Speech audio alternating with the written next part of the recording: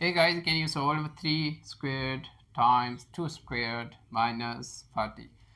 Okay, so follow the order of operations, multiplication and division from left to right. So 3 squared equals 3 times 3 equals 9, right? 9 times 2 squared minus 40. Now 2 squared, 2 times 2 equals 4, right? So 9 multiply 4 minus 40. Now multiply first, then minus. 9 times 4 equals 36 minus 40.